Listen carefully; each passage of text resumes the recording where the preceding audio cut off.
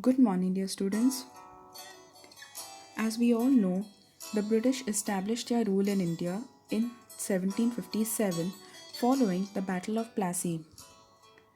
The only aim of the British East India Company was to make profits since it was entirely a commercial one. They never felt like they should educate the Indians, but it was much later where they felt that the Indians should be educated and civilized. But how did they achieve this goal? What reforms did they introduce? We will study this in our new chapter titled Civilizing the Native, Educating the Nation. The tradition of Orientalism. This concept of Orientalism is given to us by the British.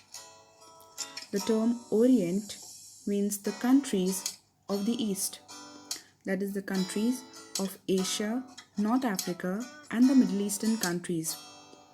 Therefore, Orientalism means the study of Asian cultures and languages by Western scholars who favored the Eastern studies. Sir William Jones was an Orientalist who arrived at Calcutta in 1783 as a junior judge to the Supreme Court established by the company. Sir William Jones was a linguist. A linguist is a person who knows various languages, and Sir William Jones too knew a variety of languages. For example, Greek, Latin, French, English, Arabic, and Persian. While at Calcutta, he spent many hours of his day in the company of Sanskrit scholars, learning about the language, grammar, and poetry. He also began studying the ancient Indian texts on law, philosophy, science, medicine, and so on. Sir William Jones, along with Henry Thomas Colebrook and Nathaniel Hallett, were responsible for the establishment of the Asiatic Society of Bengal at Calcutta. Here is a picture of the old Asiatic Society, and this is the new one as it looks now. Together, they were responsible for starting a journal called the Asiatic Researches. The Orientalists were of the opinion that Indian languages should be promoted rather than the Western languages. They felt that institutions should be set up to encourage the study of ancient Indian texts, and also Sanskrit and Persian literature and poetry should be taught. In order to achieve this goal, a madrasa was set up at Calcutta in the year 1781 in order to promote the study of Arabic, Persian, and Islamic law. Similarly, the Banaras Hindu College was set up in the year 1791 in order to encourage the study of ancient Sanskrit texts, which were considered to be useful for the administration of the country later.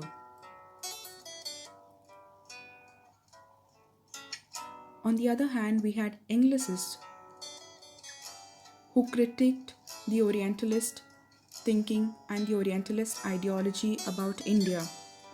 According to the Anglicist, Indians needed to be taught Western education that would make them much more developed and civilized.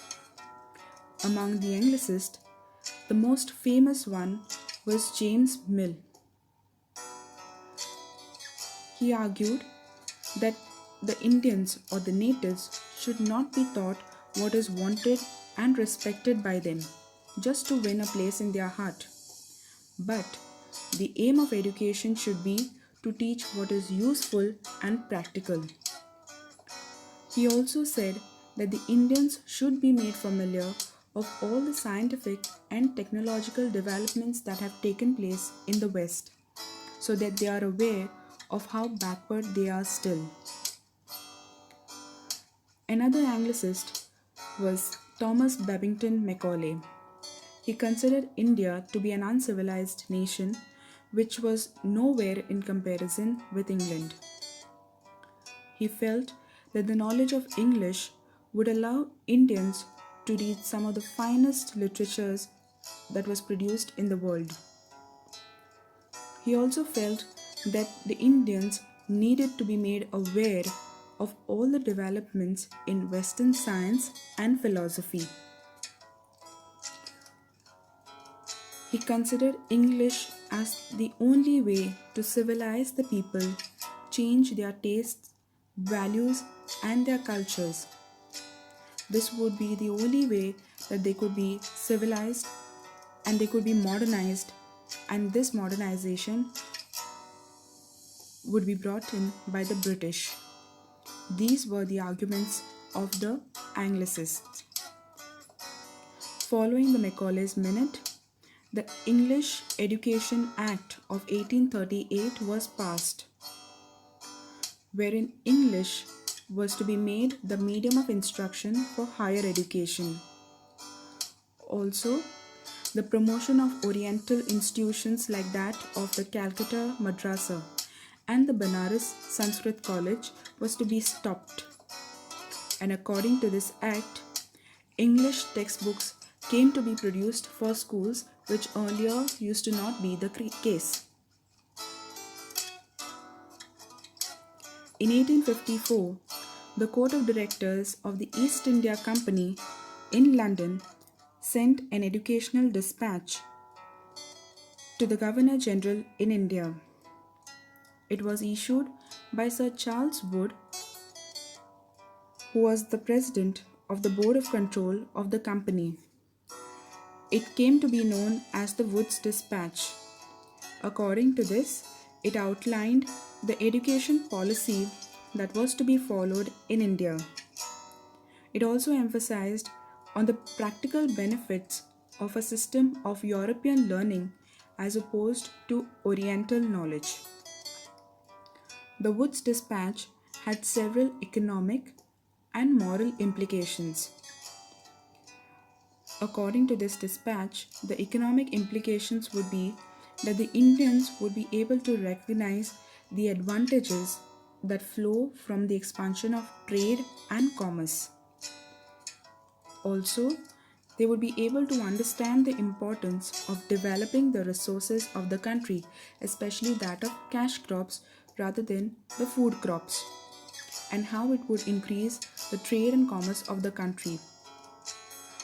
This in turn would create a demand for British goods, wherein the Indians would be made aware of certain types of crops and the benefits that it would bring to the country and to them, and therefore they would also be ordering British goods rather than using their own local goods.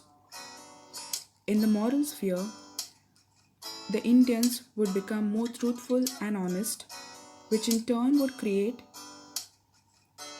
a supply of civil servants who could be trusted and depended upon, and these civil servants could be a part of the company.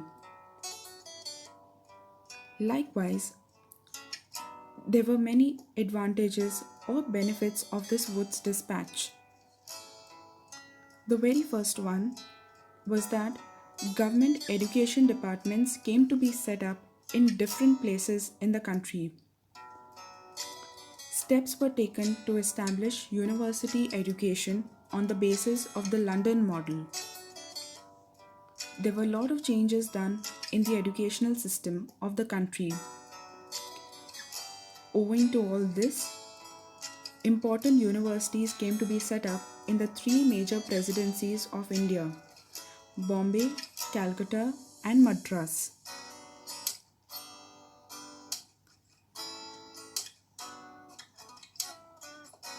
Hoping you have understood the chapter till here. Thank you, students, and have a wonderful day ahead.